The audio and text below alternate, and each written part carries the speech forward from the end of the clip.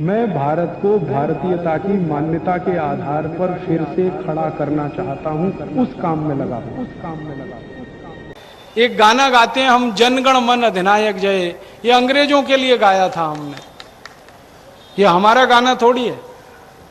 एक अंग्रेज आया था इस देश में, उसका नाम था जॉर्ज पंचम, जॉर्ज फिफ्थ। 1911 में आया, 27 दिसंबर को कलकत्ता में आया। तो उस समय उसके स्वागत के लिए गाना लिखा रविंद्रनाथ टैगोर ने। वो यही गाना है, जनगण मन अधिनायक जय, भारत भाग्य विधाता। माने भारत का भाग्य विधाता कौन? जॉर्ज पंचम। उसकी जय जयकार कर रहे हैं, जनगण मन अधिनायक जय, भारत भाग्य विधाता। फिर पंजाब, सिंध, गुजरात, मराठा, द्राविड़, उत्कल, बंग, भारत का जितने भी राज्यों का समूह है, पंजाब, सिंध, गुजरात, उनकी तरफ से कह रहे हैं, तब शुभ नामे जागे, तुम्हारा नाम पूरे संसार में हो।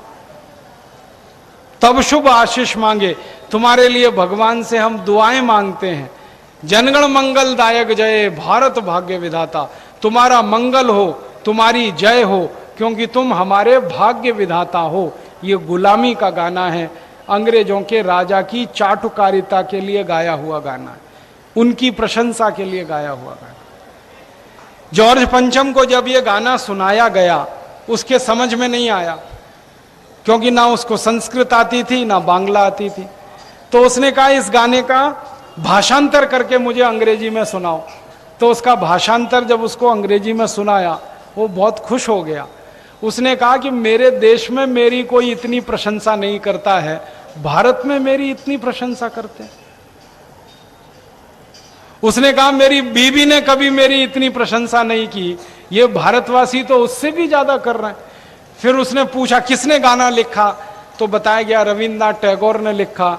तो उनका नाम वाम सब ले गया, और वो व्यक्ति नोबेल प्राइज देने वाली कमेटी का चेयरमैन था। तो रविंद्रनाथ टैगोर को इनाम में नोबेल पीस प्राइज उसने दे दिया। लिटरेचर का नोबेल प्राइज ऐसे मिला, लो रविंद्रनाथ टैगोर।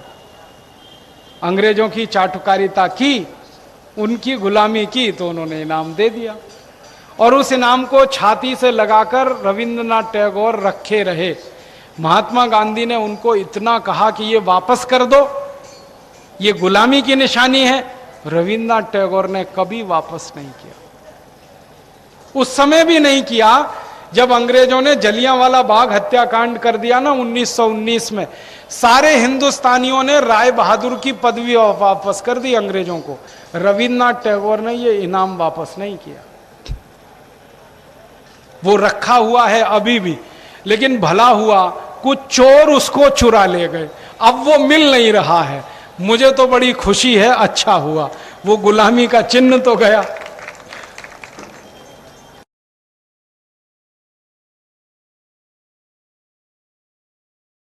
भारत का गाना बन गया, राष्ट्रगान। और ये कैसे बना वो भी बात बताना चाहता हूं।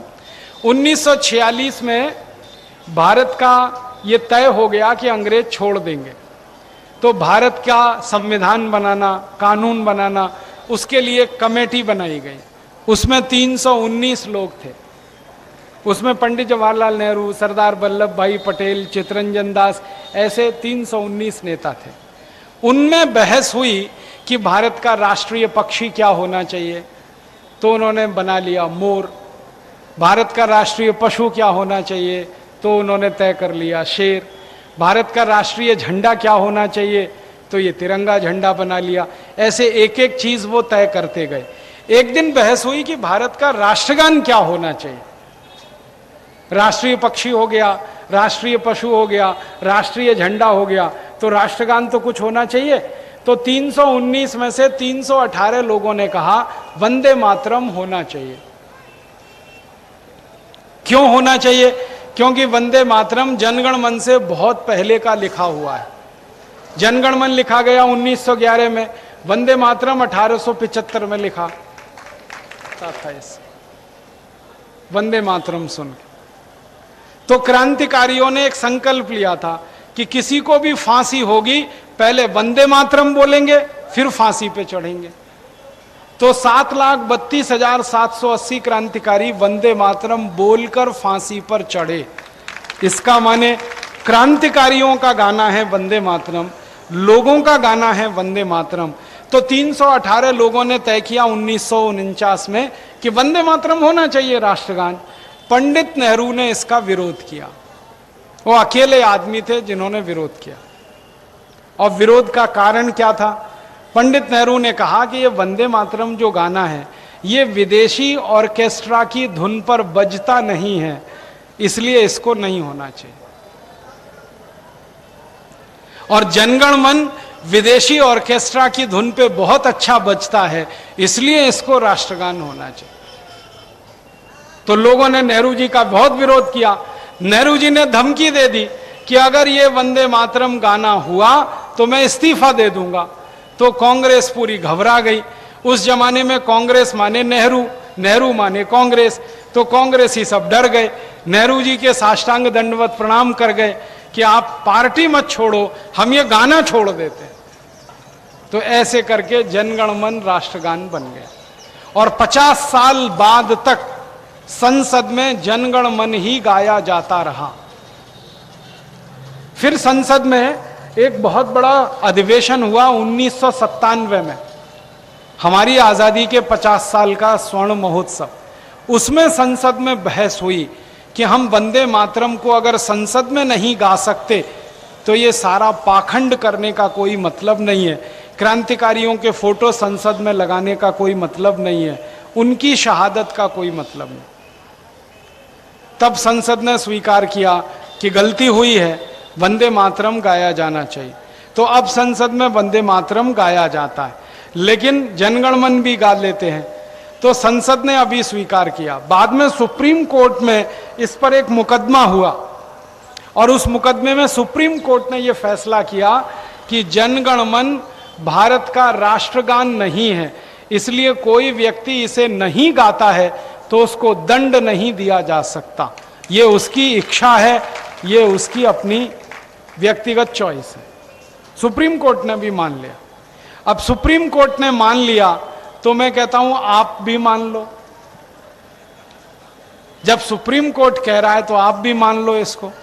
आप भी वंदे मातरम ही गाया करो, क्योंकि भगत सिंह ने वही गाया था, चंद्रशेखर ने वही गाया था, अशफाक उल्लाह ने वही गाया था।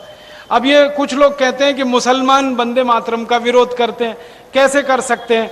अशफाक उल्लाह को फांसी लगेगी थी तो वंदे मातरम ही गाया था उन्होंने। और अशफाक उल्लाह मुसलमान थे, 5 वक्त की नमाज पढ़ते थे, वो खुद वंदे मातरम गाते थे। अजीमुल्लाह करके एक मुसलमान थे, वो वंदे मातरम गाया करते थे 1857 की लड़ाई में और उसके बाद भी। तो ये तो कुछ लोगों ने जबरदस्ती वोट बैंक की पॉलिटिक्स इसको बना दिया।